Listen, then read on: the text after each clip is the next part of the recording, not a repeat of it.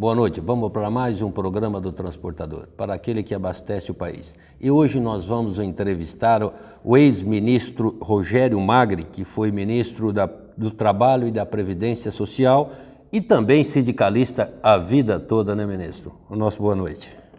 Ministro, como hoje o senhor vai nos dar uma aula para os nossos ouvintes, para poder estar dizendo para nós um pouquinho o que é o sindicalismo, o que é as pessoas, e inclusive em algumas manifestações, nós estamos num ano de crise, onde tem muitas manifestações, e eu queria que o senhor falasse um pouquinho desses movimentos populares, pela sua história, o cargo que já ocupou, pelas defesas que faz da população e aproveitando do seu conhecimento para nós. Boa noite, Norival, boa noite aos caminhoneiros, boa noite à sociedade de modo geral. Em primeiro lugar, agradecer imensamente o carinho com que você teve comigo ao fazer o convite para que eu pudesse vir trocar ideia com você. Em segundo lugar, você diz, vem dar uma aula, é um exagero de um coração generoso como o seu realmente. Talvez até por conta da minha idade, eu vou fazer 77 anos, então um homem de 77 anos já viveu mais, por ter vivido mais, eu tenho mais experiência. E parte desses meus quase 77 anos foi vivido 40 no meio do movimento sindical. Eu fui 2 anos e meio ministro, mas o resto, junto com companheiros teus, bons companheiros, como você, que preside hoje o Sinduscom, preside a federação, com o brilhantismo com que você faz. A pergunta é simples e a resposta é simples também. O movimento sindical é formado, o conceito do movimento sindical, quando ele nasceu, por que ele nasceu? Eu vou dar o conceito do movimento sindical. Sindicato é um punhado de trabalhadores que se juntam para cuidar dos seus interesses, sejam eles salariais, ou seja ele na ordem de trabalho, de serviço, o seu local de trabalho. Então essa é a simplicidade do movimento sindical, sem o qual os trabalhadores, de uma maneira geral, viveriam numa situação muito delicada. Uma coisa é você, que conheço perfeitamente bem, historicamente tem um nome, tem conhecimento, você quando fala com conhecimento, com cátedra. Uma coisa é você ir representar os seus companheiros caminhoneiros. A outra coisa é ele, particularmente, representar-se sozinho. A dificuldade que ele tem realmente para se representar sozinho é muito grande. Assim é um metalúrgico, assim é um comerciário. Sem o sindicato, ele é uma presa absolutamente fácil para o predador do sistema capitalino, que é o patrão. Então, o sindicato é importante realmente na vida dos trabalhadores brasileiros. Só que, como que o senhor vê o sindicato com esses trabalhadores? O que o senhor diria? Porque aí o senhor falou, como é o sindicalismo, que seria N trabalhadores se formando num grupo, se fazendo um sindicato. E o que é que esse sindicato, esse sindicalista, ele deve realmente fazer junto com esse pessoal? Qual o caminho a se seguir? Norival, o caminho é simples. E por ser simples, como tudo na vida que é simples, é difícil de fazer. Quando você... mas é simples. Mas a simplicidade tem um preço caríssimo. A simplicidade está na soleira da sua porta, por onde você passa por cima dela todos os dias e não a vê, vai procurar ela em outro lugar. O trabalhador e o sindicato é uma coisa que se funde. A gente tem o hábito de falar, nós somos sindicato, lá teus trabalhadores. É uma coisa só. É uma simbiose perfeita que se forma quando um homem como você, como eu, como grandes dirigentes sindicais hoje, se propõe a defender os interesses dos trabalhadores. Quando os trabalhadores acreditam realmente que ele é capaz de fazer, ele só não agrada, mas ele encanta os trabalhadores pela sua simplicidade. Essa é uma das funções mais expressivas que o movimento sindical tem, o dirigente sindical tem. O problema do dirigente sindical é que ele tem que amassar barro, ele tem que ir para a base, ele tem que conversar com os trabalhadores. Hoje, se você pegar hoje, o dia de hoje, nós já conversamos pessoalmente, eu e você, e eu aprendo com você quando a tua grande experiência também, você tem 14 milhões de pessoas desempregadas hoje, Norival. São 14 milhões de trabalhadores, de pais e mães de família que saem de casa de manhã e não tem leite, não tem pão, não tem nada, porque ele não tem dinheiro para fazer isso. É essa a nossa luta, a luta do movimento sindical. E os que estão trabalhando, para você ter uma ideia, e o seu público-alvo também ter ideia, a pirâmide salarial nesse país hoje, de 45, 48 milhões de trabalhadores com carteira assinada, quase 50, A média salarial é R$ 1.900, redondo, a média. Mas quando corta o bico da pirâmide, onde eu estou, provavelmente você, essa média cai para R$ 1.050. Então você tem 40 milhões de trabalhadores hoje, 40 milhões de trabalhadores que ganham até R$ 1.080. É este trabalhador que nós, dirigentes sindicais, fazemos a luta. E eles têm que acreditar. É difícil de pegar um homem ou uma mulher que ganha R$ 1.080 e dizer, Perola, o sindicato te protege. Tem essa dificuldade. Por isso, o nosso desafio, a nossa responsabilidade é muito grande com os trabalhadores. As entidades, hoje, com tudo que nós estamos vivendo, eles estão sendo mais agressivos, eles estão sendo mais discretos. Como que o senhor enxerga o nosso sindicalismo hoje? Olha, o sindicalismo tem mais de 300 anos no mundo. E se você pegar a história do capitalismo no mundo, não precisa ir muito longe, vamos mais próximo aqui, desde da época nossa aqui no Brasil, para que seu telespectador tenha uma ideia, em 1917, vai fazer 100 anos agora, Norival, vai fazer 100 anos agora. A primeira grande greve foi em 1917. A pauta de reivindicação tem 2 itens que são o seguinte: diminuição da jornada de trabalho. Há 100 anos atrás, fim das demissões involuntárias. 100 anos atrás. E nós ainda não conseguimos. Estamos pleiteando ela ainda. Por quê? Porque a luta é desigual, a luta é visceral, a luta é difícil para a classe trabalhadora. É duro para os trabalhadores realmente sobreviver não nesse país. A história é mundial, não é só aqui. Agora, o movimento sindical tem feito o seu papel, tem procurado cumprir as suas tarefas de acordo. Apesar de todos os problemas, ainda é um dos melhores sindicatos do mundo, ainda é o nosso. Você pega, e eu conheço o mundo, eu conheço 45 países, eu viajei o mundo todo, enquanto dirigente sindical, que eu presidia a CGT, eu era do Instituto Cultural do Trabalho. Os métodos são diferentes. Você pega nos Estados Unidos, por exemplo, a pessoa se filia à central, não se filia ao sindicato. O sindicato está no patamar mais baixo. Aqui não, aqui a estrutura é isso. O sindicato é que comanda. Federação dá a sua parcela de contribuição, confederação e central. Então, o sindicato é o grande responsável. E nós temos grandes dirigentes sindicais. Você é um deles que eu considero. Quantos anos nós estamos juntos e você vem lutando, nunca abriu mão da sua responsabilidade. Até o ponto que eu diria, temos conseguido, não só com a nossa entidade, mas com a soma da força de outros dirigentes, nós conseguimos alguns benefícios voltados para a nossa categoria, que é o transportador, inclusive pelo nome do próprio programa já diz isso, que nós temos aí a lei do vale pedágio, nós temos a da estadia, nós temos a 11.442, nós temos a 13.103 e temos N delas. Só que para tudo isso acontecer, ministro, nunca existe o almoço de graça. Em algum tem que estar pagando a sustentabilidade, o porquê, o da onde, ou como, o muito ou pouco, mas existe um ato de verba para a sustentabilidade dessas entidades. Como o senhor avalia o fim da contribuição sindical? Que é uma das receitas que eu ainda vejo com alguns sindicatos, que é a quase única que ele tem. Você me dá a oportunidade de falar uma coisa que talvez eu e você nunca tivemos a oportunidade de conversar. Quando eu era ministro do Trabalho, eu conversei com o presidente Collor e decidi com ele acabar com o imposto sindical. Foi feita uma medida provisória, acabando com o imposto sindical, e criando compulsoriamente uma contribuição assistencial. Eu tenho conhecimento. Ou seja, eu acabo com esse lixo autoritário e crio uma contribuição assistencial que a categoria vai dizer para mim se dá ou se não dá. 10, 20, ela tem que dar o que ela achar e o sindicato merece. Se tivesse feito isso naquela época, hoje nós estaríamos já bastante avançado e resolvido o problema. O que o trabalhador tem que entender, e você fez uma analogia perfeita, alguém paga o almoço. Então, como é que eu pego um homem como você, com a experiência que tem, e o caminhoneiro tem que entender isso, que sai daqui, que tem que discutir as coisas como você fica enfiado dentro daqueles gabinetes de deputado, conversando com um, com o outro, batendo aqui, batendo lá. Ué, você que eu saiba, desde quando eu te conheço, não ganhou na loteria esportiva, nem na nada.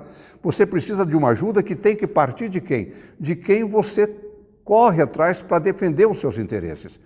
Então, nesse momento, o imposto sindical é a única coisa que ainda banca o movimento sindical. Há uma discussão, e o Paulinho, que é deputado federal e presidente da Força, tem lutado no sentido de criar uma legislação que permita além da contribuição, além do imposto sindical, mais um plus para que o sindicato possa tocar.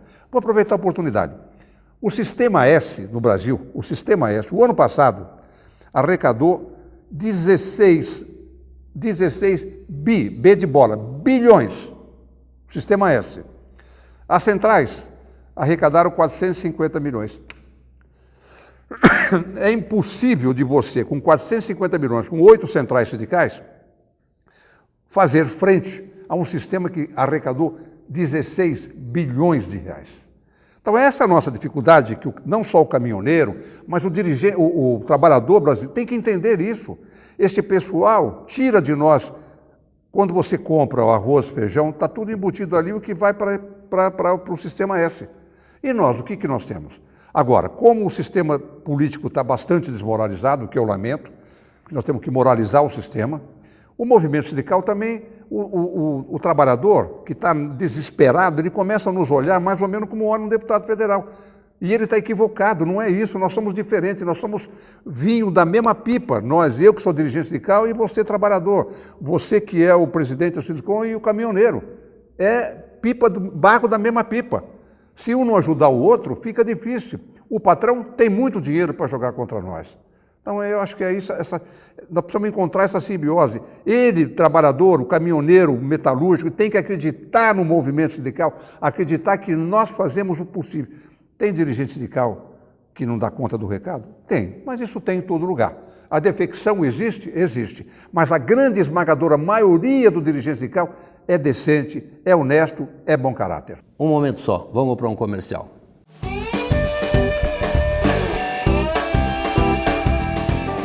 Amigo caminhoneiro, o Jornal do Sindicam SP é o veículo de comunicação que leva até você os fatos e as informações da entidade que te defende. Com 50 mil exemplares, você pode encontrar o seu distribuído gratuitamente em todos os postos de combustíveis e pontos de paradas de caminhoneiros das rodovias no estado de São Paulo. Leia e participe. Mande-nos sua mensagem no e-mail redacal@f2comunicaintegrada.com.br.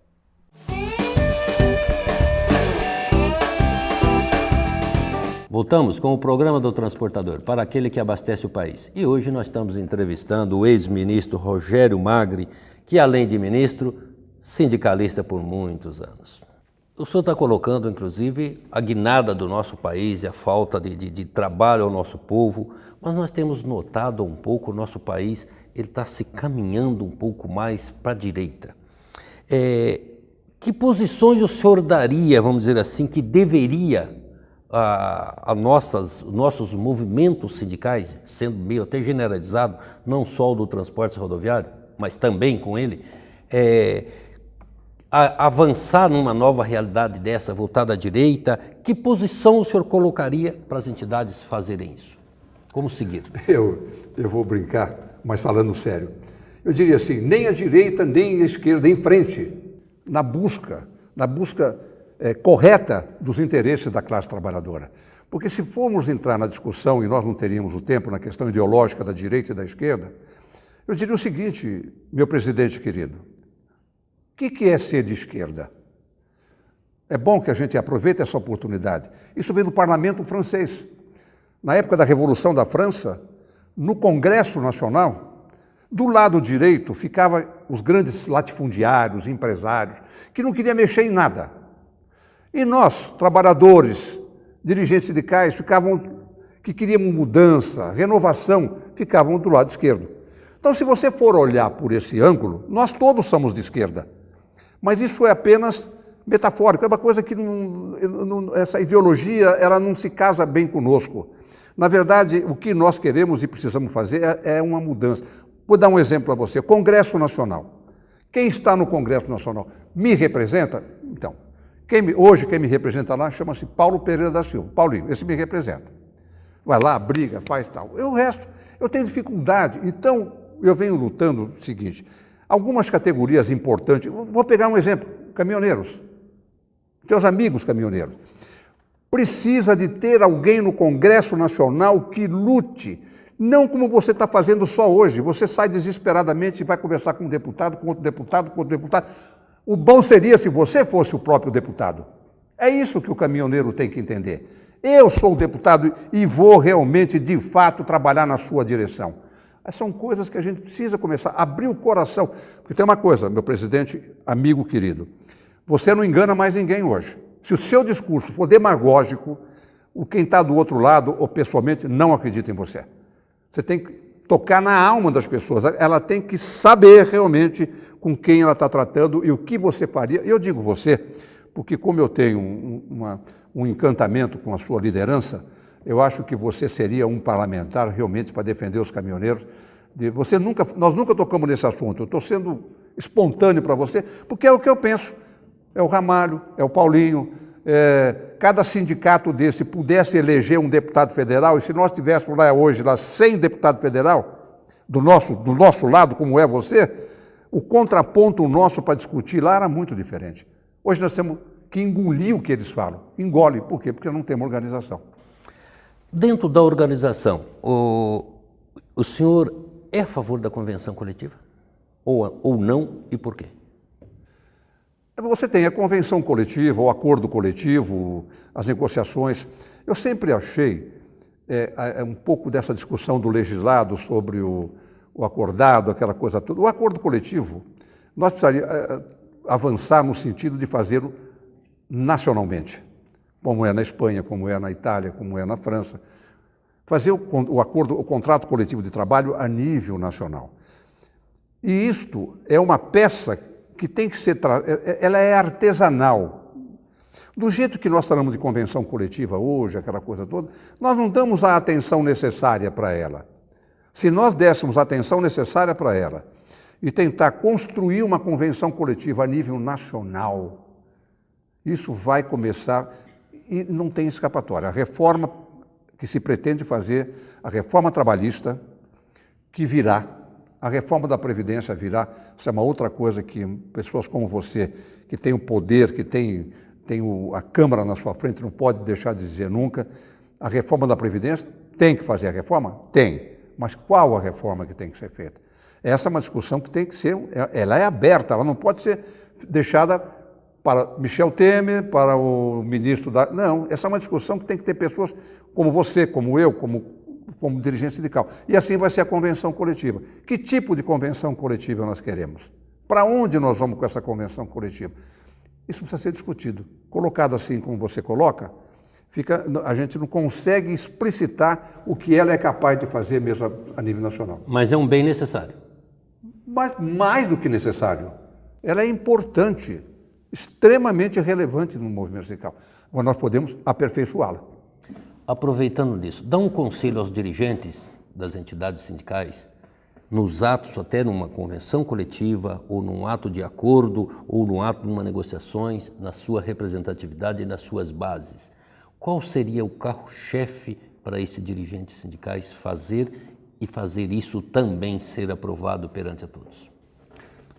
Meu presidente, quando nós estamos falando, você me pergunta sobre o ponto de vista da negociação.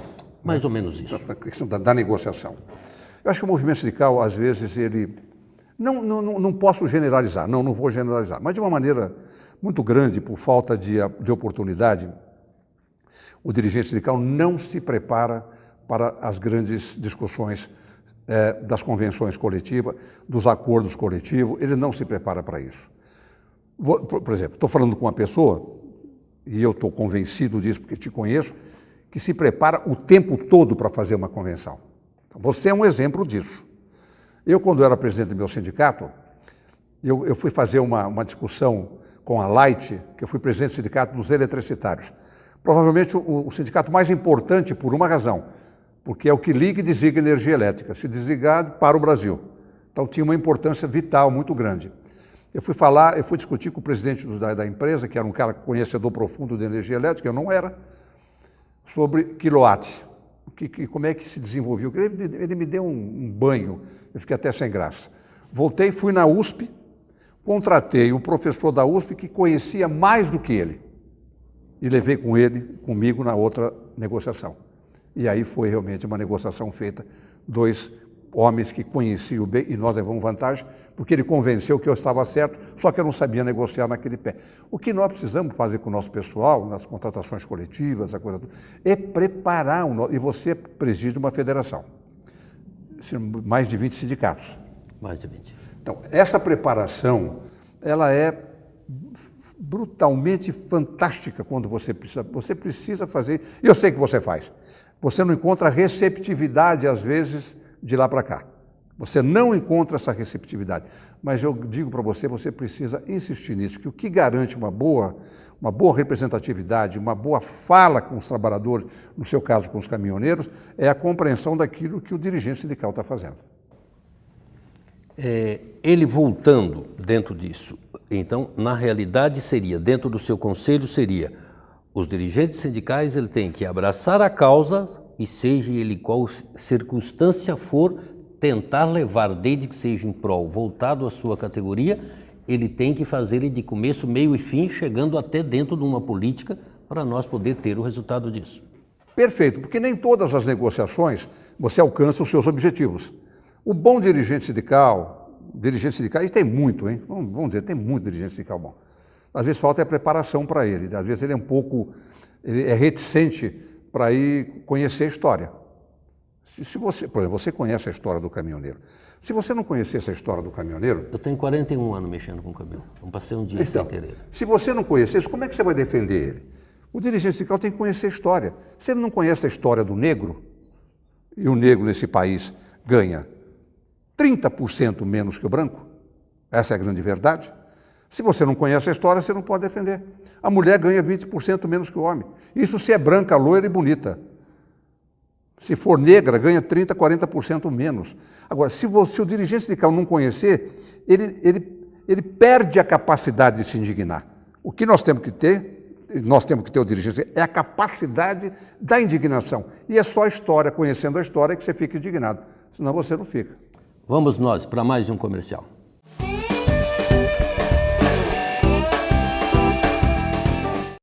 O governo do estado está fazendo a parte dele para melhorar a segurança nas estradas. Mas muita gente ainda morre porque não usa o cinto de segurança no banco de trás. E as desculpas são as mais absurdas. Qualquer coisa o banco da frente protege. O cinto de segurança incomoda, é desconfortável. A gente vai só até a cidade aqui do lado, não precisa de cinto. Cinto de segurança no banco de trás. Não tem desculpa para não usar. É obrigatório por lei e pode salvar sua vida. Artesp, Governo do Estado de São Paulo.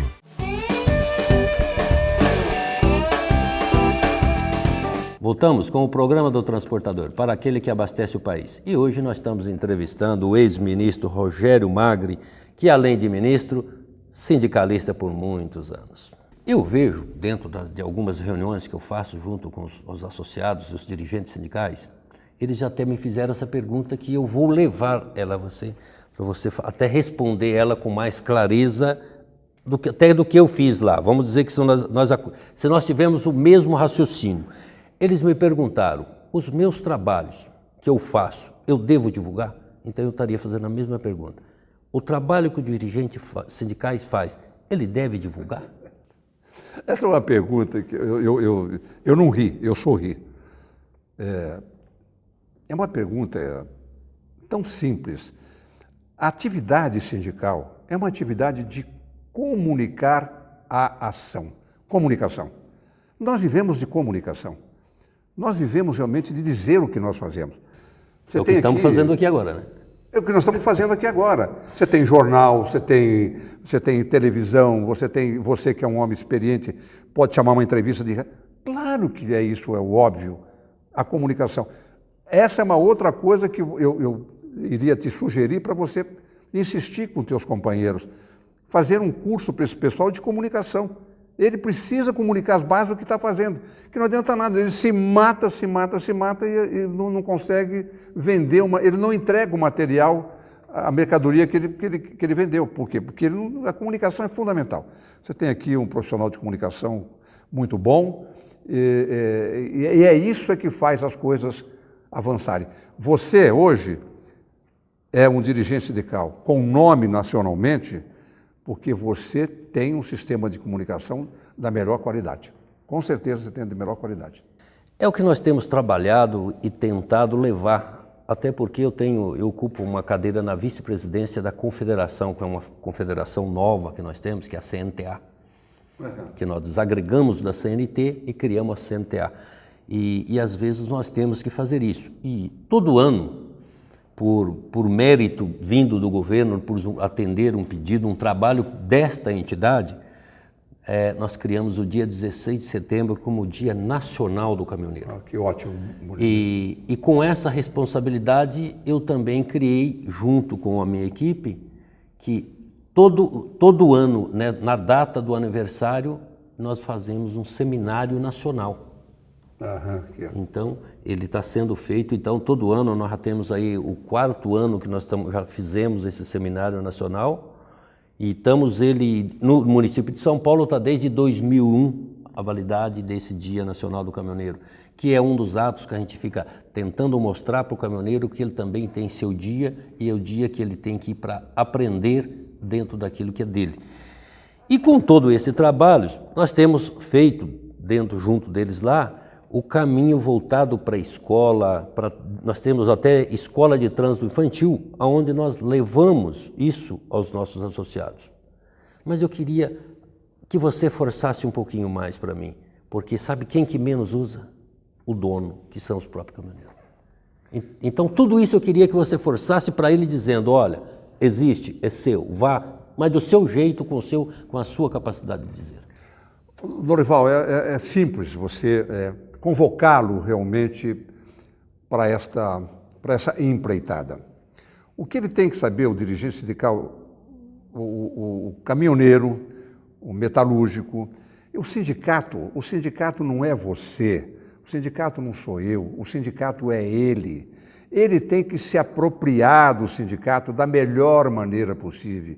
E quando ele tem, então, um dirigente sindical, como eu estou com você, vou falar de você, porque poderia falar de vários amigos meus, como tem um dirigente sindical como você, que luta por ele, que se esforça no sentido de dar a ele realmente as melhores condições, ele tem que abrir hoje, não é só a cabeça, tem que abrir o coração, a alma e entender que esta é a segunda casa dele. O trabalhador tem 2 casas, a dele e o sindicato, que é o único lugar que ele pode vir, falar, discutir, se precisar trazer família, trazer filho. Faça isso, caminhoneiro. Use o seu sindicato, use no sentido mais respeitoso, mais carinhoso. Essa é a sua casa. E o Lorival, que é o presidente, é um grande amigo, não só meu, mas um grande amigo dos caminhoneiros. Ministro, você é a favor, dentro das nossas mudanças, da aposentadoria 25 anos? Aposentadoria? Com 25 anos trabalhado? Do caminhoneiro? Sim. Eu sempre, desde quando ministro, eu sempre achei que é um trabalho extremamente penoso. Extremamente penoso, dirigir caminhão, ônibus, caminhão. Então, eu sou realmente favorável, e aí é que vem a minha visão. Não adianta eu ser favorável e você lutar por isso. É preciso estar lá dentro. É preciso estar lá dentro para fazer um projeto, para subir naquela tribuna e convencer os outros deputados da dificuldade desse trabalho cansativo, de um trabalho quase que escravo do dirigente do caminhoneiro. Essa pauta é a mesma pauta que nós começamos no programa há 100 anos atrás, que até hoje ainda lutam por ela e ainda não foi conseguida. Então, essa é uma das pautas da aposentadoria ao caminhoneiro com os 25 anos, que desde quando eu me entendo por gente trabalhando na área sindical, eu venho pleiteando a mesma coisa para poder fazer. Mas, infelizmente, o nosso programa está chegando ao fim. E eu queria aqui deixar a Câmara liberada para você deixar a sua mensagem ao caminhoneiro. E até aproveitando que nós estamos chegando ao final do ano aí, tomara que eu tenha o privilégio de tê-lo ainda nesse ano com outras gravações, mas a Câmara é sua. Bom, primeiro quero agradecer mais uma vez a gentileza e me dirigir ao caminhoneiro, que é um profissional que eu sei, a minha mulher sabe, As famílias sabem. O Brasil roda com os caminhoneiros. Tudo, alimentação, tudo, o caminhoneiro é um ponto fundamental neste país. Então, a você, caminhoneiro, o meu respeitoso abraço, carinhoso abraço, o desejo realmente de um Feliz Natal e um ano novo que possa de fato ser novo e que nós possamos estar cada vez melhor. Mas também queria dizer uma coisa, vamos nos organizando, só a organização nos leva realmente à vitória. Questão da aposentadoria, claro que eu tenho uma noção clara, eu não vou incitar ninguém nesse mundo, mas se precisar um dia, nós iríamos parar esse país realmente para conseguir a nossa aposentadoria aos 25 anos. Um abraço respeitoso, carinhoso a você e toda a sua família. E para todos os nossos ouvintes, o nosso boa noite.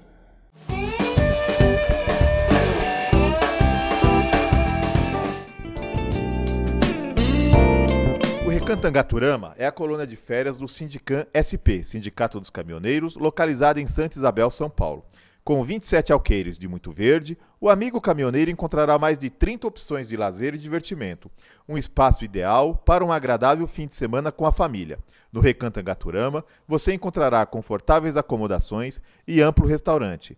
Entre as opções de lazer, destaque para as piscinas adulto e infantil, lago para pesca esportiva e passeio em pedalinho, campo de futebol gramado, pista para caminhada e um seguro playground para crianças de até 10 anos. No local, há ainda viveiros de pássaros, toca de coelhos e uma ampla área verde de mata nativa. O centro de convenções e o salão de shows acomodam confortavelmente cerca de 250 pessoas, ideal para convenções de empresas, eventos sociais e religiosos e festa de confraternização. Mais informações www.angaturama.com.br ou ligue 11 4656 2807.